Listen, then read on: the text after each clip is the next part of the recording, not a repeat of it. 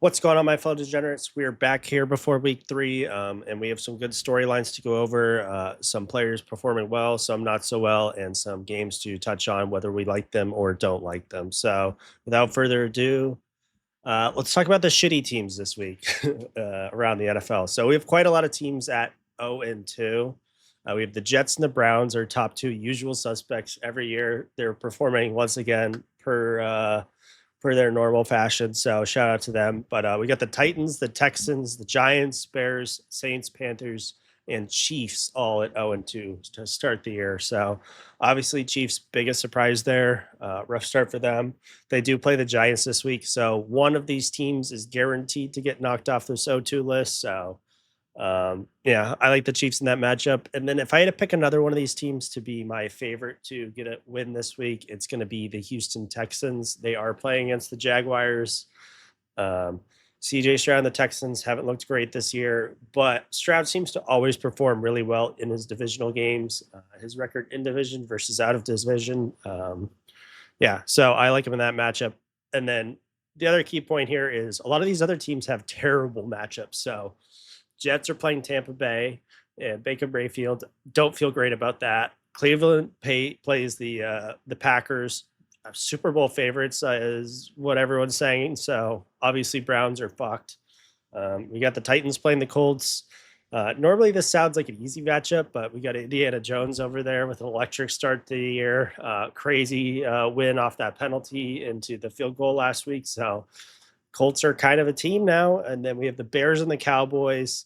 Disgusting. Saints playing the Seattle. This one could kind of go either way. We'll see. And then the Panthers playing the Falcons.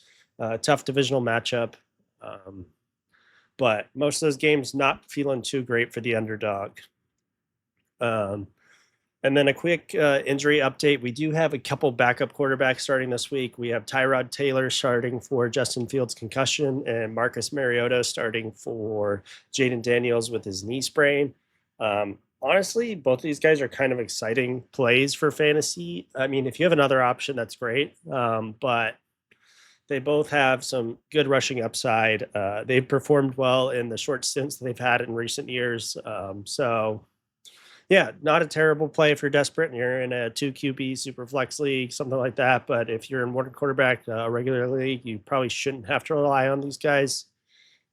So, yeah, moving on, some other quarterbacks we're going to talk to. Some are having some hot starts to the year. Some are having some cold starts to the year.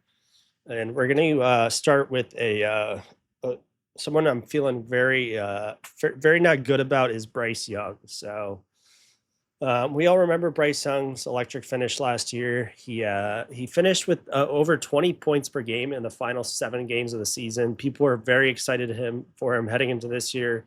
They drafted the top college wide receiver, maybe, or top two for sure, in Tet McMillan, um, in their first round pick. Chuba Hubbard got re-signed to a nice deal. They brought in a couple other pieces. Offense was hopeful, looking good. Jalen Coker hype was there. He's on the IR now, but yeah, I mean, Bryce Young looked terrible week one, and then last week he put up a lot of fantasy points, but this is like just totally like false security here. I'm not liking that for Bryce Young. I mean, they played the Cardinals. They were down 10-3 in the first 10 minutes of the game or less.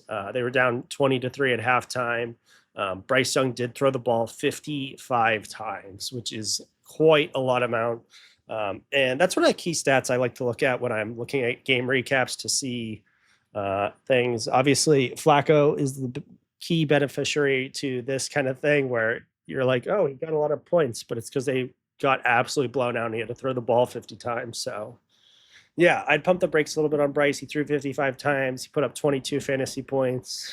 I'm not excited, not too excited for him yet, but we'll see. Got to get a little bit reservations in there. And then let's see. Here's another QB that I am a little more excited for. So far through 2 weeks, he has 80 pass attempts. He's the only quarterback not named Josh Allen in the top 8 in pass attempts to not have an interception.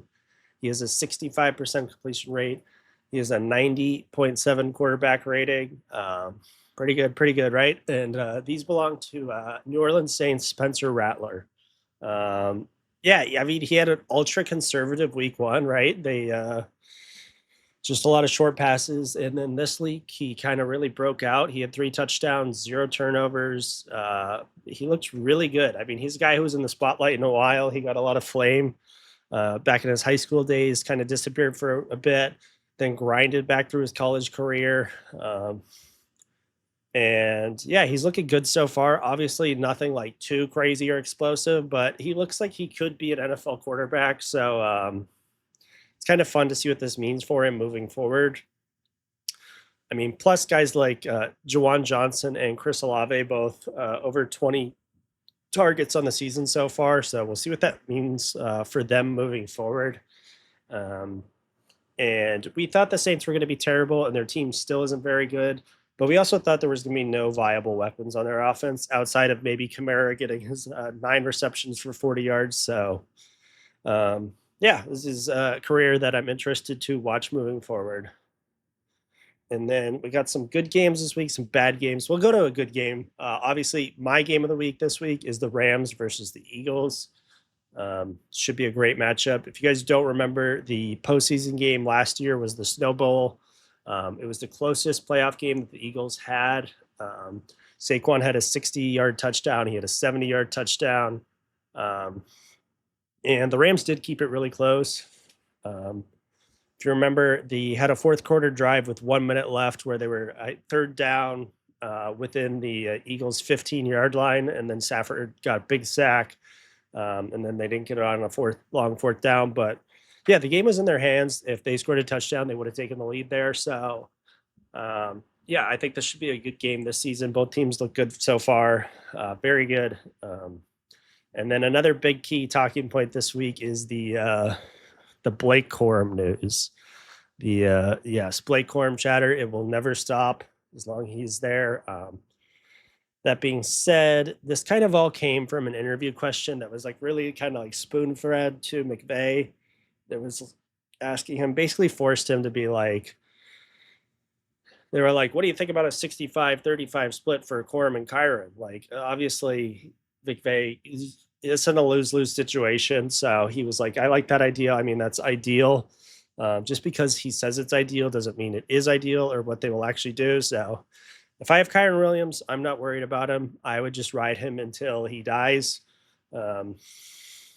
You got to prove me otherwise for a running back that this is this productive. So yeah, but I'm picking the Rams in this matchup. Just kind of a surprise victory. Switch things up a little bit. So we'll see. Moving over to the probably biggest fuck fest this week, we got the Bears and the Cowboys,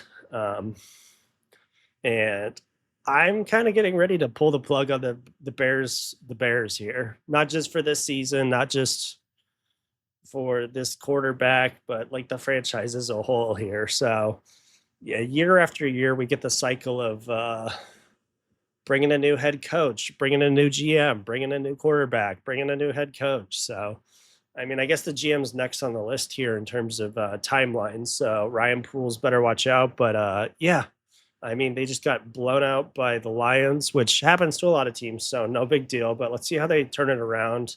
Caleb with a very, very shaky start to the season. Yeah. That being said, though, for both teams, if they lose this game, I feel like it's just like a very, very bad signs. Bears fan, obviously, and media are just going to dogpile. Caleb question marks are starting to pop up a little bit. Obviously, Ben Johnson just got there. But yeah, I think it'll be a big headache for them if they lose. The chatter won't stop. And then on the flip side, if the Cowboys lose, I mean, Dak just got paid the most in the league. They can't pay Micah. They trade Micah away. And it wasn't a very clean ending there. You barely just beat the Giants. You lose to these sorry ass Bears. It's going to be a lot of talk. So, I mean, we had questions coming into the season about the head coach hiring with Brian Schottenheimer.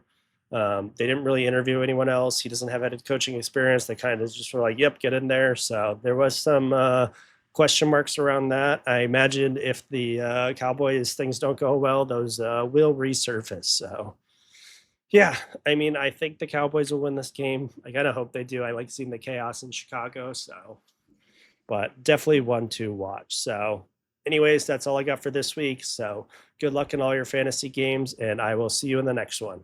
Peace out.